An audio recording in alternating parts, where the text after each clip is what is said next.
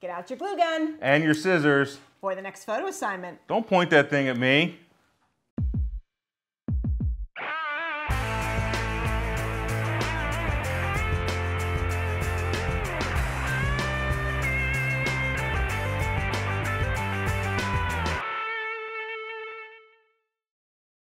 Hey everyone, welcome to Keep Shooting Monday number 79. My name is Greg Cazillo from Cazillo.com. And I'm Kathy Azar from Catherine Azar Photography. So I printed the winning photo from the Keep Shooting photo assignment flash on the cold press bright paper provided by Epson on the 3880. Turned out very well. I think it fits that matte paper very well because of her skin tones and the tones of the image. So I think it turned out quite well. I'll be shipping them out in the next couple of days.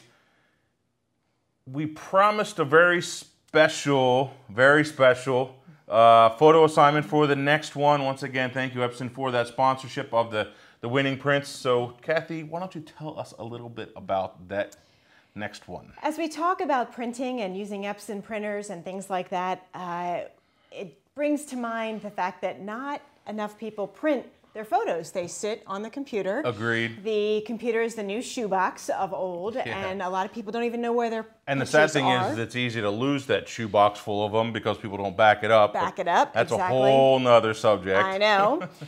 So our big thing this week is just print it. So we are going to talk about a number of different DIY things that you can do once you print them, from the very, very simple to the lot more complex. And I'm very crafty. I love the whole crafty thing. I used to be a scrapbooking. Oh, just wait till you see the pile of stuff that she brought.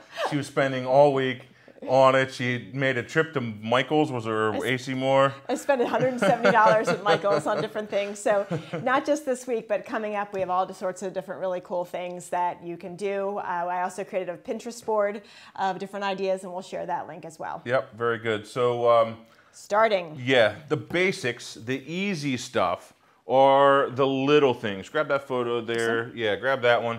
These are the little ones that you can very easily do. You send it out and you get it printed. Basically, all you have to do is export the picture and then order it from the lab, get it mounted, put it on a this isn't even a photo holder or a photo, it's just for a plate, right? Just a plate holder. Well, whatever. You can use it for whatever. Yeah. It's just a little basic stand. Very inexpensive. Set it up and you're finished. But this can be a lot more elegant than just a plain old photo in a frame. If you want to change something up, if you want to highlight one photo, make it stand up higher in a group of them, this can be a great way to go. Absolutely, and you have a different one. You could do all sorts of different things. Yep. And Greg and I have talked. Where's your mounting board?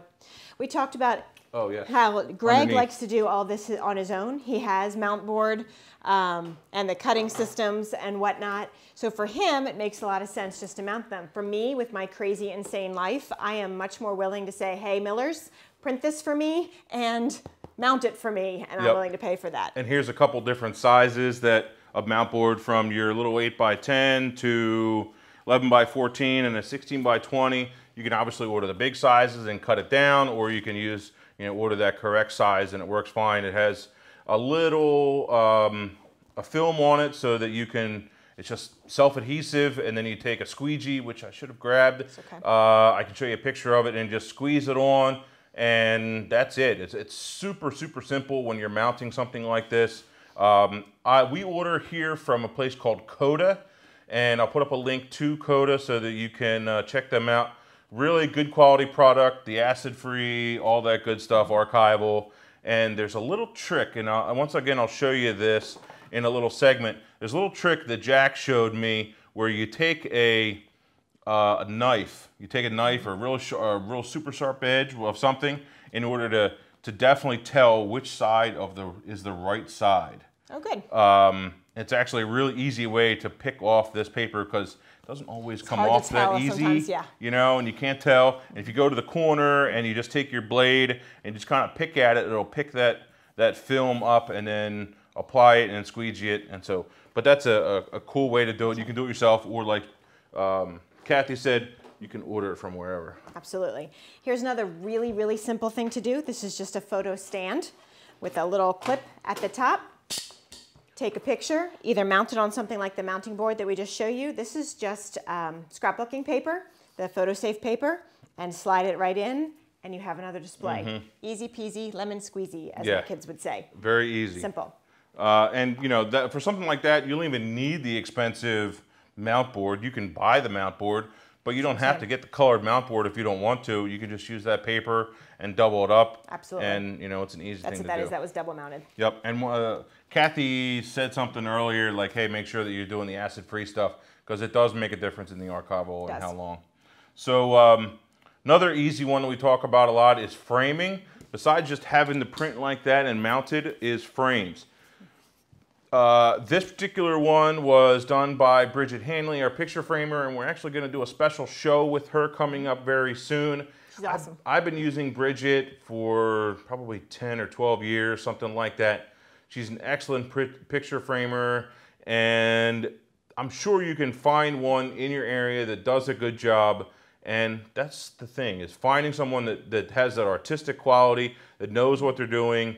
And that's why I typically recommend you stay away from the AC Moores and the Michaels for the custom framing. The reason for that is that the kid behind the counter probably doesn't know a whole lot about photos.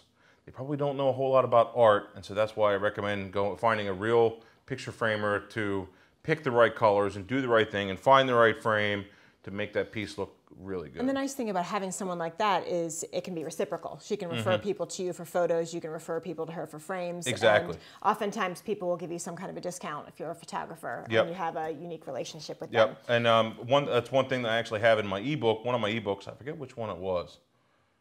I guess it was the second ebook, where you can actually sometimes get, they'll give you like a 10% discount and you can mark it up, and then, you know, they're going to make money from it, and you're not going to get any, you know, it's just an easy way to have an easy relationship, and so try that out. So cool one of me and my nephew Alex, and that was a photo of Jax. And actually, show that picture again, Kathy. That photo was actually was done here at the studio, printed on the 9890 on some matte paper, and then we ordered that frame and dropped it in. So all we had to do, turn it around. All we had to do was take actually a little, I forget what these things are called. It's not really a nail gun, but it's basically a framer's gun that puts these little points in the edge of the frame, and then you screw in however you want to mount it, and then you put these little guys on here to protect the wall, and you're done. So it's a very simple thing. You can definitely do yourself if you want to invest the time. I like these things too because it helps keep the photo flat on the wall versus angled. Yep, very good. Okay. Very good. Now, what are you grabbing next? Oh, yes. If you want to get more complicated with your framing, this was a creation that was similar to an old product that I used to have when I was a scrapbooking consultant that they no longer make anymore. That's where I got the idea. But I was walking through Michael's just trying to find some things that sparked my interest in my creative juices. So this is actually a shadow box. It used to have a glass front and just a plain old back.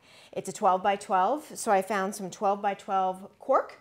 It was already pre-cut. It was about this thin. And I do have some photos of me putting this together, so we can show you those along the way. I started with just one piece, and there's some, you probably can't see through the camera, but there's some layers in here that you can take out of frames. So I took out one layer, and I put one piece of cork in, and I decided it wasn't going to be thick enough for the push pins. So I put in 2 layers of cork and just stuck them in there. Then I took out the glass, obviously, there's no glass there. And I took a ribbon, stretched it across, measured so that they were the same size, and then on the back, just I hot glued them in the front, along the side and the back so that they'd stay flat.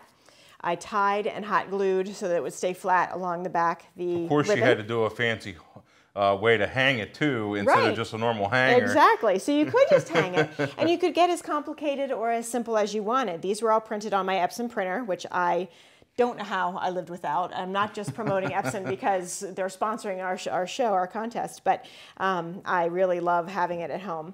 This is just a sticker from the scrapbooking section in Michael's. You could take that off if that was a little too frou-frou for you, and then you just have a plain black frame. These are just some little clips, little clothespins, so these come off, and you can clip on whatever you want to that section. If you had tickets or something like that, you could do that. Very neat gift, very personalized. Very simple to do. And not only is it a neat gift, that's something you could very easily sell to someone as an add-on, as a photographer. You could have these hanging in there, and these are things you could very easily be adding and making and offering as products that are already up for sale. When I showed something similar to my first high school senior, who's going to be my senior rep, she loved this because you could do all sorts of fun prom tickets, little trinkets and things attached to it. Yep. As you can see, Kathy and I, of course, have quite a number of ideas, and we have more ideas and a few things here that we're going to talk about next week. But we realized that we forgot to talk about the contest or the assignment. It's completely missed it, and we got so excited that it was just kind of forgotten and missed. So I told you I love this stuff. What's the goal of the assignment? The goal is to get your photos out, printed, but then send us a picture of that printed. What did you do? Not just a print, but what did you do? Did you do a DIY? I always get that mixed up. Do it yourself, DIY. Did you do a DIY, something like the shadow box? Did you do something like cards? Did you do an album? What did you do? Yep, so show us the picture of the item that you did and be creative with that picture. Don't just hang a picture on the wall and say click and then just send it to us with a bad shadow and reflection and all that stuff. Make it a good photograph, kind of like a product photo, something you'd be proud to show someone else and to put out on the web and that kind of thing. So we'll do that. And then I think the winner, though, I don't think they're going to want a picture of something, picture of the thing hanging on the wall. How about we print one of their favorite pictures? Yeah, send us whatever your favorite picture is, and the winner will get a 16 by 20, and then the runners-up will get 11 by 14s of their winning, whatever, their chosen image printed on the 3880 here by me. There's a couple different papers that I choose depending upon the image, all that good stuff. So I think that is it, that we did not forget anything this time. So check out part 2 next week. And so keep shooting, guys. Thanks.